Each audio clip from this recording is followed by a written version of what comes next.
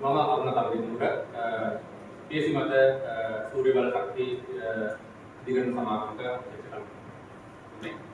ඉතින් ඇත්තටම අපිට අද වෙනකොට මේ මාස 6ක විතර කාලයක ඉඳලා අද වෙනකොට අපිට මේ අඩුගුණ විදුලි ඒකකයට ගෙවන මුදල් ප්‍රමාණය පිළිබඳව බොහෝ කාලයක් අපි කතා කර ඉඳලා අන්තිමට අද වෙනකොට අපිට ඒක දරා ගැනීමට නොහැකි තත්ත්වයකට. ඒ කියන්නේ අපගේ කර්මාන්ත වලට දරා ගැනීමට නොහැකි තත්ත්වයකටපත් වෙලා තියෙනවා.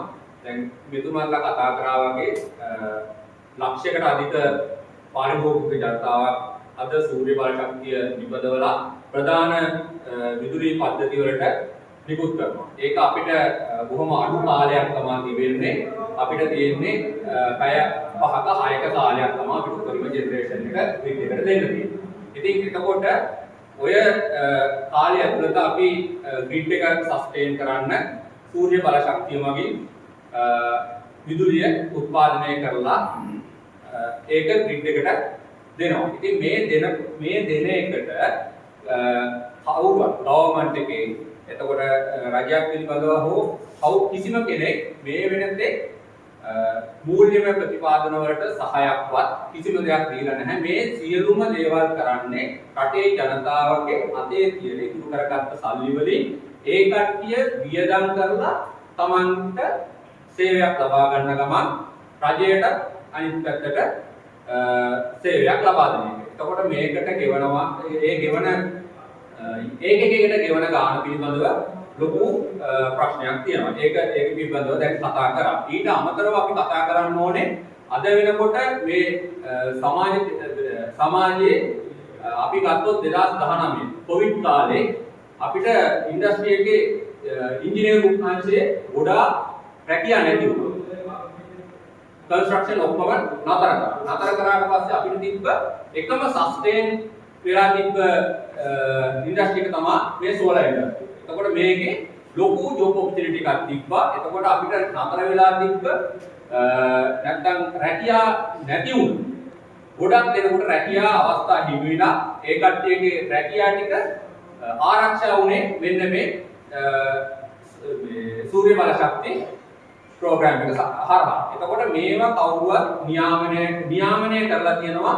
නියාමනය කරලා තියෙන්නේ බොහොම ලිමිටඩ් විදිහට. එතකොට මේ පිළිබඳව මේකේ ටෙක්නීෂියන්ස්ලා ඉංජිනියර්ස්ලා එතකොට අද වෙනකොට පාඨමාලා පටන් අරගෙන තියෙනවා අලුතෙන් අපේ එළියට එන තරුණ ප්‍රජාවට රැකියා අවස්ථා සඳහා අවස්ථාවක් ලබා දීමට අපේ වෘත්තීය පුහුණුවක් ලබා දීමට කටයුතු කරලා තියෙනවා සංවිධාන. ඉතින් මේකෙන් එළියට එන අයට රැකියාව පිළිබඳව දැන් තියෙන්නේ අවිනිශ්චිත තත්ත්වයක්. එතකොට මේ අවිනිශ්චිත තත්ත්වයත් එක්ක හැමෝම බලන්නේ දැන් ඉස්සරහට මොකද්ද කරන්නේ. අදට අපි තවම මේ ක්‍රයිසිස් එකේ පීඩා විඳින රටක් අපි. එතකොට ඒකෙන් අපිට තාම ජොබ් ඔපචුනිටිස් ඇවිල්ලා නැහැ. ඒ ඇවිල්ලා තියෙන ටිකක් දැන් මේ විදිහට වහගෙන යනකොට ජොබ් නැති වෙනකොට මෙතුමන්ලා මේ කතා කරපු විදිහට අපි ඊළඟට ඒ පරම්පරාවට මොකද දෙන්නේ? ඒ තරුණ ප්‍රජාවට අපිට දෙන්න තරක් නැති වෙනවා. ආපහු එතකොට පරණ කුරුදු තැනට නැත්නම් ත්‍රිවිල්ලයක් අරගෙන බෝක්කක් උඩ ඉඳගෙන නිකන් ඉන්න ජනතාවක් නම් අපි බලාපොරොත්තු වෙන්නේ ඉදිරියට අපිට අපි කියන සංවර්ධනය ළඟා කර ගැනීමට හැකියාවක් ලැබෙන්නේ නැහැ. ඒකින්ද කරුණානායකතුමා ඇතුළු ඒ උගතුන් විද්වත් මණ්ඩල තීරණය කරලා තියෙන්නේ කොහොමද මෙන්න මේ සූර්ය ගාස්තු අඩු කිරීමට ඒකකයක් සඳහා ගෙවන සූර්ය ගාස්තු අඩු කිරීමට මොන ක්‍රමවේදයක්ද මොන විදිහටද ඒක මේ අරගෙන තියෙන්නේ කියන එක අපිට ටුට්ටක් පැහැදිලි කරලා දෙන්න. මොකද ඩොලර් එක තාම රුපියල් 300 ලෙවල් එකේ තියෙන්නේ. අපිට ටැක්සස් ටික ඒ විදිහටමයි තියෙන්නේ. අලුතෙන් ටැක්සස් ඇවිල්ලා තියෙනවා අවුරුදු 3කට 4කට කලින් නොතිබ්බ ටැක්ස් එකක් පුනර්ජනනීය මේ වාහන සඳහා ගෙවන්න වෙලා තියෙනවා. ඉතින් මේ ඔක්කොමත් එක්ක අපි ආයෝජනය කිරීමට නොහැකි තැනට අදපත් වෙලා තියෙනවා. එතකොට කලින් අදහස් දක්වපු හැමෝම කියෝ වගේ ආපහු අපිට යන්න තියෙන්නේ තෙල් විදුලි බලාගාර, ගල් අඟුරු බලාගාර වලට. අපිට මේ හම්බෙන දේ අපිට නැවත රටක ඵලදායී ආයෝජනයක් ලබා ගැනීමට නොහැකි තත්ත්වයකට පත් වෙලා තියෙනවා. ඒකින්ද අපි ඉතා කාරුණිකව ඉල්ලා සිටිනවා ඔබතුමාලා ගත්ත තීරණ පළවෙනි තීරණයට අපි දිසනවා මේ මොනවද කරන්න නැතුව හිටියා පිළිගත්තා රුපියල් 32ක රුපියල් 24ට ගෙනාවා 37 එක රුපියල් 24ට ගෙනාවා. ඉතින් දැන් මෙතනිනුත් තවත් අපිට රුපියල් 17ක ලෙවල් එකකට යනකොට මේකට ආයෝජනය කරන්න කිසිම කෙනෙක් පෙළඹෙන්නේ නැහැ. ඔබලා මේ තීරණය ගත්තොත් මේ සූර්ය බල ශක්ති ව්‍යාපාරය බොහොම ඉක්මනට මෙතනින් නතර වෙනවා.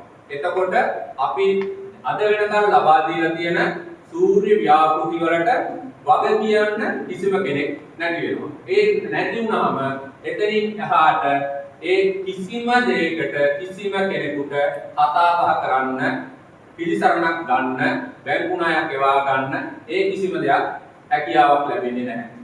ඔන්න ඔය ප්‍රශ්න ටික නැවත කල්පනා කරලා බලලා ඔබතුමාලා මේ යෝජනා කරන යෝජනාව අත්සන් කරන්න කලින් සමාජයට දෙන්න කලින් දෙපාරක් තුන් පාරක් නෙමෙයි 100 වතාවක් කල්පනා කරලා බලලා ඔබතුමාලගේ තීරණය ලබා දෙන්න කියලා අපි ඉතා කාරුණිකව ඉල්ලා සිටිනවා.